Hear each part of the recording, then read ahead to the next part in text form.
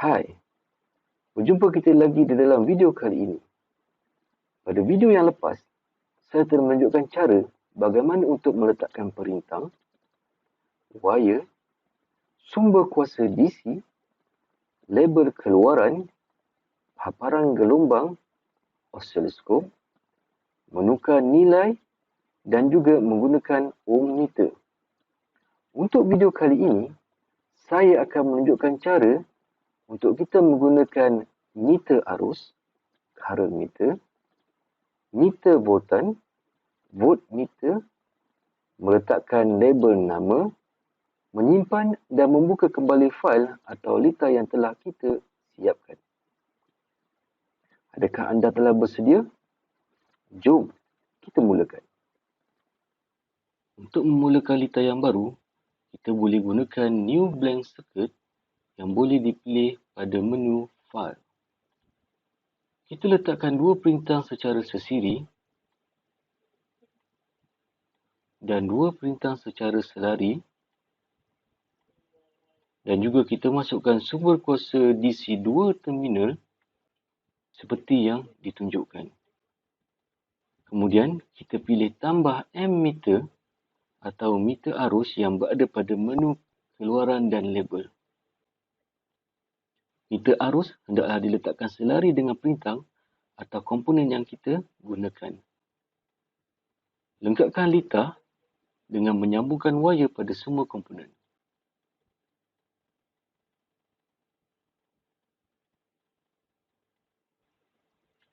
Untuk sementara ini, kita biarkan semua nilai dalam keadaan lalai atau default. Sekarang, kita dapat melihat meter arus menunjukkan bacaan arus yang melalui perintang yang disambungkan secara sesiri adalah sebanyak 2 mA dan kemudian terbahagi kepada 2 apabila melalui perintang yang disambungkan secara selari iaitu sebanyak 1 mA. Nilai bacaan arus adalah bergantung kepada nilai perintang yang digunakan. Kita boleh cuba menukar nilai perintang untuk melihat perubahan nilai arus yang berlaku. Cuba kita tukarkan nilai perintang ini kepada 2 kilo ohm. Maka kita akan dapat lihat perubahan nilai pada bacaan arus meter. Selain dari mengukur arus, kita juga boleh menggunakan meter voltan secara serentak untuk mengukur nilai voltan yang susut pada setiap komponen. Pilih tambah voltmeter atau scope probe yang berada pada menu lukis, output dan label. Untuk voltmeter, ianya perlu diletakkan secara selari dengan komponen yang hendak kita ukur nilai susut voltan.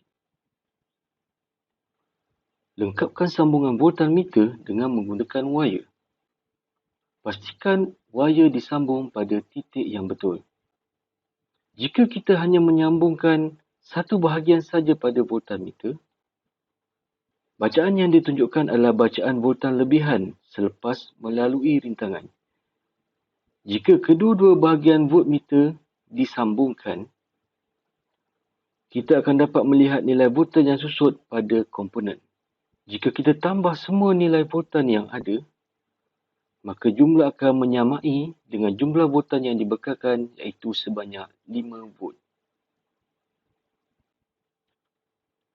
Meletakkan label pada komponen.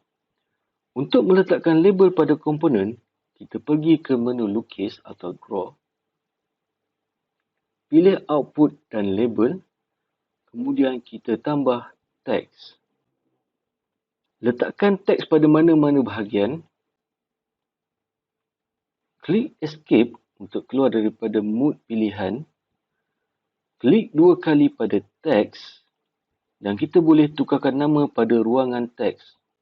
Sebagai contoh, kita tukarkan kepada VR1. Saiz teks terpulang kepada anda semua. Sebagai contoh, saya tukarkan saiz kepada saiz 16. Klik OK atau Enter. Kemudian, kita boleh ubah kedudukan teks ke tempat yang kita mahukan. Untuk meletakkan teks yang kedua, kita boleh salin teks yang pertama dan kemudian tampal semula di mana-mana ruangan. Dan kita boleh ubah semula dengan menukar kepada nama yang lain. Saya salin lagi dan jadikan sebagai VR3. kemudian VR4. Jadi, ini adalah satu lita lengkap yang disertakan dengan bacaan arus, bacaan voltan dan juga label. Menyimpan dan membuka fail. Macam mana kita nak menyimpan fail lita ini? Ada pelbagai cara untuk menyimpan fail ini. Kita boleh simpan secara coding dalam bentuk alamat pautan, URL link dan di dalam bentuk gambar. Kita boleh cuba kesemuanya. Saya tunjukkan dulu bagaimana cara untuk menyimpan di dalam bentuk gambar.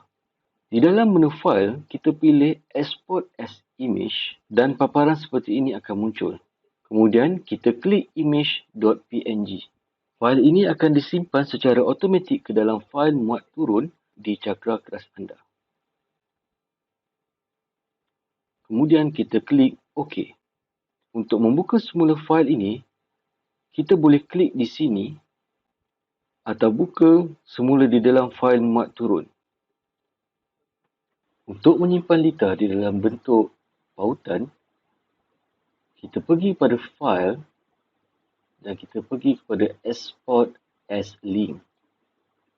Kita boleh tukarkan alamat pautan yang panjang ini kepada alamat yang lebih pendek dengan hanya menekan create short URL.